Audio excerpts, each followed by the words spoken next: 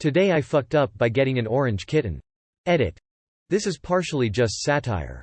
While I am frustrated with him at times, or most of the time, I do love my little parasite very very much. He is a great addition to the household, and while I am enjoying the kitten time, I'm looking forward to him growing up. The initial fuck up was about a month ago, but I suffer from it every day and night. My husband, then boyfriend, picked me up from work. I wasn't feeling the best and I was kinda grumpy. He kept asking me where I wanted to eat, and I was getting frustrated because I really didn't care. He could tell I was getting upset. So he asked me if I wanted to go see the baby goats at the community market. I said yes. By the way, we already had 3 cats. Bunty, almost entirely white with a bit of gray, BMO, black kitty, and Pinto, Russian blue. We had been joking about getting an orange kitty, 1. Because it would complete the color palette, and 2. Because orange kitties are known for being weirdos. We pulled up to the community market. There were no baby goats. We decided to go into Tractor Supply. The second we got out of the car, a lady ran up to us with 2 kittens in a carrier and asked if we wanted one. My husband immediately said no, but I asked if I could hold one. She handed me this super sweet little guy. So I held him while we chatted for a bit.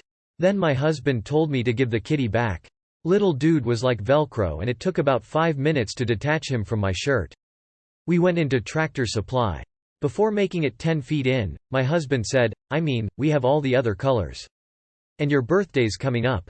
Man, I booked it out the door and across the parking lot to ask the lady how much she wanted for the kitten. He was free. So we got him the essentials and brought him home. The poor baby was only about 4 weeks old and full of worms. It was a Friday, so we had to quickly figure out a quarantine plan. We tried a huge tote. Turns out the little man could jump. So we ended up laying my huge bookshelf across the closet entry and banning the other cats from the bedroom. I spent a lot of time in that closet. He hadn't been weaned yet, so we started by feeding him formula and keeping a bit of dry food in the closet. On the 3rd formula feeding, he ate the damn nipple off the bottle. So I put the formula in a bowl, which he continuously tipped over. Eventually he made it to the stage where we figured he was worm-free, but we continued the quarantine just in case. Until the day he finally jumped over the bookshelf. We thought he might make a good bedroom kitty. At this point, Pinto was the only one that ever got to sleep with us. BMO and Bunty just want to suffocate you. We were wrong. He spent the whole night zooming, chewing on the bedding, and attempting to eat us. So then his quarantine ended. The other cats were sick of him within half an hour. He specializes in terrorizing them. Especially Bunty, who's the sweetest kitten ever.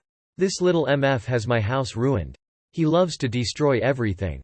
My only 2 houseplants have been murdered. My loving kitties do their best to hide in places that Zog can't access. I no longer know where any of my hair ties are. All socks belong to him. Bare skin is never safe. I can't eat in peace. He will do whatever he can to have my food.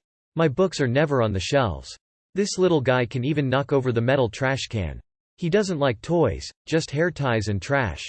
I feel like my home will never be relaxing again. The parasite seems to only sleep about 10 minutes a day. He's not a comfort as he cuddles for about 2 minutes before it turns into a murder attempt. I never imagined Pinto being harassed, as he's big, scary, and tough. But Zog is never discouraged. I think he enjoys pain. I have somehow come to love him, but I think it's only a matter of time before he kills us all. Too long did not read.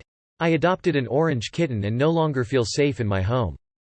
Damn, that is way too young to be rehoming a kitten. I remember one kitten where the first nights she would run under the bed, hop onto the mattress, hop over my wife and I, jump onto the floor, and repeat. In a perpetual loop for an hour. It was impressive. And yes, she was orange. I climbed under a shed behind a Starbucks 1KD my friend's works at to rescue some kittens that were thrown out in the drive-thru about 30 minutes prior. I now have an American bobtail living in my home. His name is Bug. He's the sweetest thing ever, most of the time.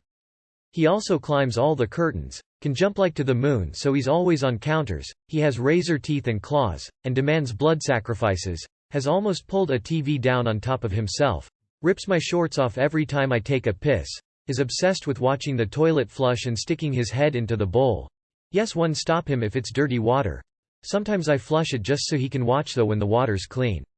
But hey, he can also fetch. I brought home an orange kitten last week. I can relate. He will chill out. Orange cats are silly. Enjoy your years together.